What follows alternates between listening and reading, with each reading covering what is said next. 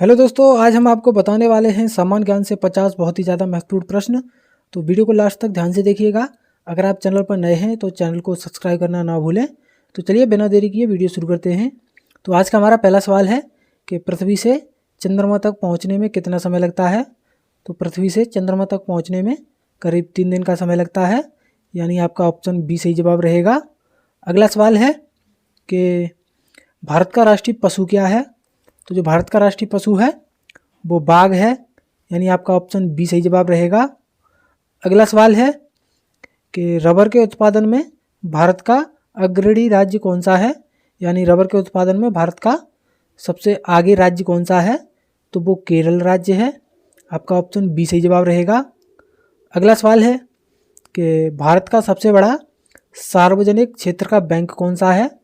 तो भारत का सबसे बड़ा सार्वजनिक क्षेत्र का जो बैंक है वो SBI है, यानी भारतीय स्टेट बैंक, यानी आपका ऑप्शन सी सही जवाब रहेगा।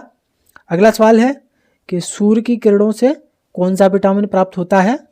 तो सूर्य की किरणों से हमें विटामिन डी प्राप्त होता है, आपका ऑप्शन सी सही जवाब रहेगा। अगला सवाल है मनुष्य के शरीर में कितनी हड्डियां होती हैं। तो मनुष्य के शरीर में कुल 206 हड्डियां होती हैं, आपका ऑप्शन ए सही जवाब रहेगा। अगला सवाल है कि टेलीस्कोप का आविष्कार किसने किया था, यानी दूरबीन का आविष्कार किसने किया। तो वो गैलीलियो ने किया था, आपका ऑप्शन बी सही जवाब रहेगा। अगला सवाल है कि दाब का एसआई मात्रक क्या है। तो जो दाब का एसआई मात्रक है वो पास्कल है, आपका ऑप्शन बी सही जवाब रहेगा। अगला सवाल है कि पानी का अधिकतम घनत्व किस तापमान पर होता है। तो पानी का अधिकतम घनत्व जो होता है वो 4 डिग्री सेल्सियस पर होता है, आपका ऑप्शन डी सही जवाब रहेगा। अगला सवाल है कि किस देश को उगते सूरज की भूमि कहा जाता है। तो उगते सूरज की भूमि जापान को कहा जाता है, आपका ऑप्शन बी सही जवाब रहेगा। अगला सवाल है कि महावीर स्वामी का जन्म कहाँ हुआ था। तो महावीर स्वामी का जो जन्म हुआ था वो कुंडग्राम में हुआ था, आपका ऑप्शन सी सही जवाब रहेगा। अगला सवाल है कि अशोक ने किस बौद्ध भिक्षु से प्रभावित होकर बौद्ध धर्म अपनाया था। तो अशोक ने उपगुप्त से प्रभावित होकर के बौद्ध धर्म अपनाया था, आपका ऑप्शन ए सही जवाब रहेगा। अगला सवाल है कि तराइन का द्वितीय युद्ध कब हुआ था। तो तराइन का द्वितीय युद्ध हुआ था वो 1192 ईस्वी में हुआ था, आपका ऑप्शन बी सही जवाब रहेगा। अगला सवाल है कि बाबर ने पानीपत का प्रथम युद्ध किस वर्ष लड़ा था। तो बाबर ने पानीपत का जो प्रथम युद्ध लड़ा था वो 1526 में लड़ा था, आपका ऑप्शन ए सही जवाब रहेगा। अगला सवाल है कि लाल किला कहाँ स्थित है। तो जो लाल किला है वो दिल्ली में स्थित है, आपका ऑप्शन बी सही जवाब रहेगा। अगला सवाल है कि असहयोग आंदोलन कब शुरू हुआ था। तो असहयोग आंदोलन 1920 में शुरू हुआ था, जो कि जलियांवाला हत्याकांड के बाद हुआ था, आपका ऑप्शन बी सही जवाब रहेगा। अगला सवाल है कि साइमन कमीशन भारत कब आया था। तो ये साइमन कमीशन भारत आया था वो 1928 में आया था, आपका ऑप्शन बी सही जवाब रहेगा। अगला सवाल है कि जलियांवाला बाग हत्याकांड कब हुआ था। तो जो जलियांवाला बाग हत्याकांड हुआ था वो 13 अप्रैल 1919 को हुआ था, आपका ऑप्शन ए सही जवाब रहेगा। अगला सवाल है कि संविधान सभा का अस्थायी अध्यक्ष कौन था। तो संविधान सभा का अस्थायी अध्यक्ष जो थे वे डॉक्टर सच्चिदानंद सिन्हा थे, यानी आपका ऑप्शन बी सही जवाब रहेगा। अगर स्थायी अध्यक्ष की बात की जाए तो वो डॉक्टर राजेंद्र प्रसाद थे। अगला सवाल है कि भारत के संविधान में कितने मौलिक अधिकार हैं। तो भारत के संविधान में कुल 6 मौलिक अधिकार हैं, आपका ऑप्शन ए सही जवाब रहेगा। अगला सवाल है कि प्रधानमंत्री की नियुक्ति कौन करता है। तो भारत में प्रधानमंत्री की नियुक्ति राष्ट्रपति करते हैं, आपका ऑप्शन बी सही जवाब रहेगा। अगला सवाल है कि लोकसभा के लिए न्यूनतम आयु क्या है। तो जो लोकसभा के लिए न्यूनतम आयु है वो 25 वर्ष है, आपका ऑप्शन बी सही जवाब रहेगा। अगला सवाल है कि पंचायती राज व्यवस्था किस संविधान संशोधन से संबंधित है। तो पंचायती राज व्यवस्था जो है वो 73वें संविधान संशोधन से संबंधित है, आपका ऑप्शन सी सही जवाब रहेगा। अगला सवाल है कि हीराकुंड बांध किस नदी पर स्थित है। तो जो हीराकुंड बांध है वो महानदी पर स्थित है, आपका ऑप्शन बी सही जवाब रहेगा। अगला सवाल है कि भारत की सबसे बड़ी तटीय झील कौन सी है। तो भारत की सबसे बड़ी तटीय झील जो है वो चिल्का झील है। आपका ऑप्शन सी सही जवाब रहेगा। अगला सवाल है कि विश्व की सबसे बड़ी नदी कौन सी है? तो जो विश्व की सबसे बड़ी नदी है वो नील नदी है और भारत की सबसे लंबी नदी गंगा नदी है, यानी यहाँ आपका ऑप्शन बी सही जवाब रहेगा। अगला सवाल है कि क्षेत्रफल के अनुसार विश्व का सबसे बड़ा देश कौन सा है? तो क्षेत्रफल के अनुसार विश्व का सबसे बड़ा देश जो है वो रूस है। आपका ऑप्शन सी सही जवाब रहेगा। अगला सवाल है कि भूगोल का जनक किसे कहा जाता है?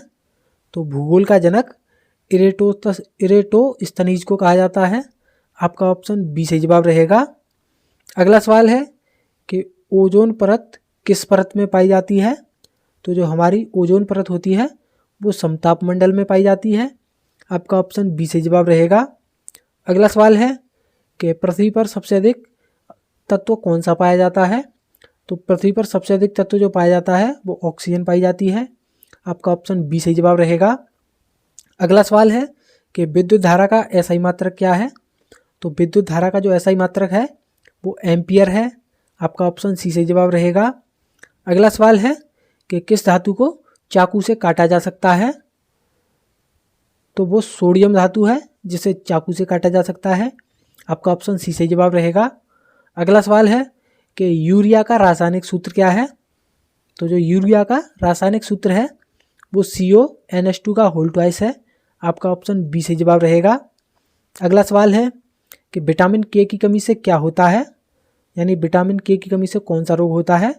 तो उसमें रक्त का थक्का नहीं जमता है। आपका ऑप्शन सी सही जवाब रहेगा। अगला सवाल है कि पीलिया रोग शरीर के किस अंग को प्रभावित करता है? तो जो पीलिया रोग होता है वो शरीर में यकृत को प्रभावित करता है। आपका ऑप्शन बी सही जवाब रहेगा। अगला सवाल है कि मानव शरीर की सबसे बड़ी ग्रंथि कौन सी है? तो मानव शरीर की सबसे बड़ी ग्रंथि जो है वो यकृत है। आपका ऑप्शन सी सही जवाब रहेगा। अगला सवाल है कि डेंगू किस मच्छर से फैलता है? तो जो डेंगू होता है वो मादा एडीज मच्छर से फैलता है। आपका ऑप्शन सी सही जवाब रहेगा। अगला सवाल है कि भारत का राष्ट्रीय जलीय जीव कौन सा है? तो भारत का जो राष्ट्रीय जलीय जीव है वो गंगा डॉल्फिन है। आपका ऑप्शन सी सही जवाब रहेगा। अगला सवाल है कि भारत में हरित क्रांति का जनक कौन है? तो भारत में जो हरित क्रांति के जनक हैं वो MS स्वामीनाथन हैं। आपका ऑप्शन बी सही जवाब रहेगा। अगला सवाल है कि सिक्किम को भारत का पूर्ण राज्य कब बनाया गया था? तो सिक्किम को भारत का पूर्ण राज्य जो बनाया गया था वो 1975 में बनाया गया था। आपका ऑप्शन बी सही जवाब रहेगा। अगला सवाल है कि WTO का मुख्यालय कहाँ है? तो WTO का जो मुख्यालय है वो जेनेवा में है। आपका ऑप्शन सी सही जवाब रहेगा। अगला सवाल है कि पृथ्वी दिवस कब मनाया जाता है? तो जो पृथ्वी दिवस है वो हर साल 22 अप्रैल को मनाया जाता है। आपका ऑप्शन बी सही जवाब रहेगा। अगला सवाल है कि अकबरनामा किसने लिखा था? तो अकबरनामा अबुल फजल ने लिखा था। आपका ऑप्शन बी सही जवाब रहेगा। अगला सवाल है कि भारत का नेपोलियन किसे कहा जाता है? तो भारत का नेपोलियन समुद्रगुप्त को कहा जाता है। आपका ऑप्शन बी सही जवाब रहेगा। अगला सवाल है कि गीतांजलि के लेखक कौन हैं? तो जो गीतांजलि के जो लेखक हैं वो रविंद्रनाथ टैगोर हैं। आपका ऑप्शन बी सही जवाब रहेगा। अगला सवाल है कि आर्य समाज की स्थापना किसने की? तो आर्य समाज की जो स्थापना की थी वो स्वामी दयानंद सरस्वती ने की थी। आपका ऑप्शन ए सही जवाब रहेगा। अगला सवाल है कि भारत की सबसे प्राचीन पर्वत श्रृंखला कौन सी है? तो भारत की सबसे प्राचीन पर्वत श्रृंखला जो है वो अरावली पर्वत श्रृंखला है। आपका ऑप्शन बी सही जवाब रहेगा। अगला सवाल है श्वेत क्रांति किससे संबंधित है? तो जो श्वेत क्रांति है वो दुग्ध उत्पादन से संबंधित है। आपका ऑप्शन बी सही जवाब रहेगा। अगला सवाल है कि माजुली द्वीप किस नदी पर है? तो जो माजुली द्वीप है वो ब्रह्मपुत्र नदी पर है। आपका ऑप्शन सी सही जवाब रहेगा। आज का हमारा अंतिम सवाल है कि भारत का लौह पुरुष किसे कहा जाता है? तो इसका जवाब आपको कमेंट करना है। तो उम्मीद करते हैं आपको ये वीडियो पसंद आई होगी। अगर वीडियो पसंद आई है तो वीडियो को लाइक करके चैनल को सब्सक्राइब करना ना भूलें। मिलते हैं अगली वीडियो में, तब तक के लिए धन्यवाद।